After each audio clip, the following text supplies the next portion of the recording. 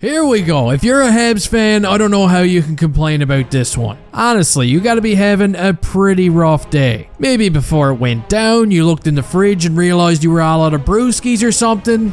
But anyway, Kent Hughes has finally found a trade partner for Casey DeSmith. And looky what we got here. It's the Vancouver Canucks. Let's go ahead and break down all the details. DeSmith is the only piece going to Vancouver, and in return, the Canadiens get a 2025 third round pick to add to their collection, which, in my opinion, was enough. I mean, I would have been just fine with that, but no. You see, Hughes is the kind of guy, he doesn't settle for just one cookie from the jar. He wants two. And he also acquires Tanner Pearson as well, which might make you gag a little bit in your mouth. But please, let me explain to you why I personally like this part of the deal. Settle down. At least let Pearson get comfy, guys. Jeez.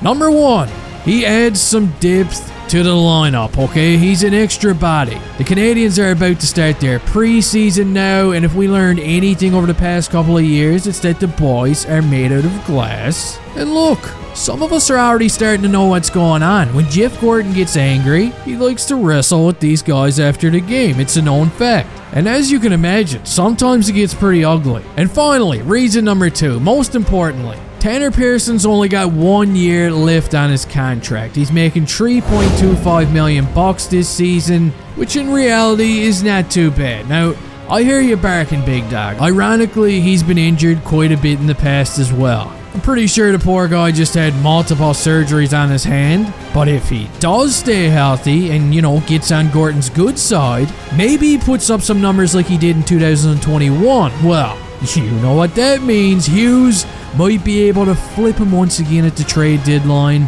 and bring back an even bigger return. You know what? This trade tree could get pretty big. But Tanner Pearson is in the same scenario as Sean Monahan this season. I mean, both of these guys are kind of injury prone. They're on the final year of their contracts. Obviously, Monahan is more of a skilled player, but these are the kind of pending free agents that can really be useful to a rebuilding team. So let's go ahead and take a look at the old Pokedex here. Pearson is a first-round draft pick by the LA Kings back in 2012. He just turned 31 years old last month. He's had multiple 20-goal seasons so far in his career, including one just a couple of years ago in Vancouver. I mean, it's decent, but still, if I were you guys, I wouldn't get too attached to him. You know what I mean? Just like a farmer tells his kids about the pigs on the farm. Don't name him, don't pet him. He's here for a good time, but not a long time. And again, he is a good depth piece to add to their lineup during this season. Drouin is gone now. Hoffman's gone. I see no problem with this trade at all, unless, of course, multiple rookie forwards turn up the heat and challenge a roster spot over the next couple of weeks. But let's be realistic here. From what we've seen over the past few games, I wouldn't really bet on him. Yeah, Wawa looked good. He was the best player on the ice for sure, but I just can't see a scenario where more than one prospect challenge a roster spot. And if they do, well, what a pleasant surprise. And Kent's just going to have to deal with that issue when the time comes. So I think it's a good trade for the Canadiens. It's also a good trade for Vancouver. They add an experienced goaltender. But you can go ahead and let me know down in the comment section how you feel about this one. Who